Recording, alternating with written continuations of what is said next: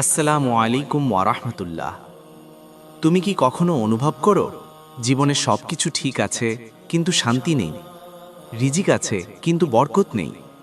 দোয়া করছো কিন্তু কবুল হচ্ছে না। যদি এমন হয় তাহলে এই ভিডিওটা তোমার জন্য। আজ আমি তোমাকে এমন দুটো আমল বলবো যা তোমার জীবন বদলে দিতে পারে ইনশাআল্লাহ। আমাদের জীবনের অনেক সমস্যার মূল কারণ আমাদের গুনাহ, ছোট ছোট গুনাহ, যেগুলো আমরা সিরিয়াসলি নেই না। কিন্তু এই গুনাহই আমাদের রিজিক আটকে দেয়, দোয়া কবুল হওয়া বন্ধ করে দেয়। আল্লাহ কুরআনে বলেন, তোমরা তোমাদের রবের কাছে ক্ষমা প্রার্থনা করো, তিনি তোমাদের সম্পদ ও সন্তান বৃদ্ধি করবেন। সূরা নূহ 10-12।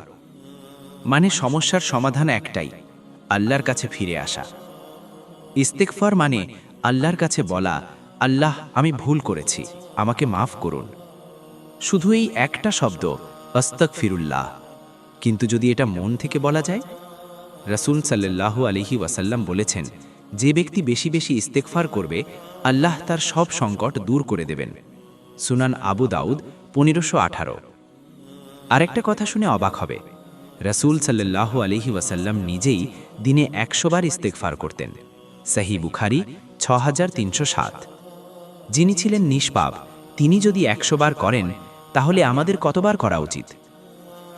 এখন আসি দুরুদ শরীফ। তুমি যখন বলো আল্লাহুম্মা সাল্লি আলা মুহাম্মদ, তখন কি হয় জানো? রাসূল সাল্লাল্লাহু আলাইহি ওয়াসাল্লাম বলেছেন, যে আমার উপর একবার দুরুদ পড়ে আল্লাহ তার উপর 10টা রহমত পাঠান। সহিহ মুসলিম 408। ভাবো, একটা দুরুদ ইকুয়াল টু 10টা রহমত। আরেকটা হাদিস, কেয়ামতের দিন আমার সবচেয়ে কাছে থাকবে সেই ব্যক্তি যে আমার উপর বেশি দুরুদ পড়েছে। তিরমিজি 484। এখন একটা সহজ রুটিন বলি, দিনে 100 বার আস্তাগফিরুল্লাহ, দিনে 100 বার দুরুদ শরীফ।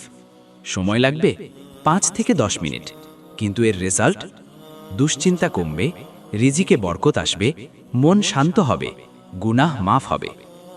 আজ থেকেই শুরু করো, বড় কিছু না, ছোট একটা আমল, কিন্তু এই ছোট আমলই তোমার জীবন বদলে দিতে পারে ইনশাআল্লাহ। আল্লাহ আমাদের সবাইকে তাওফিক দিন, আমিন।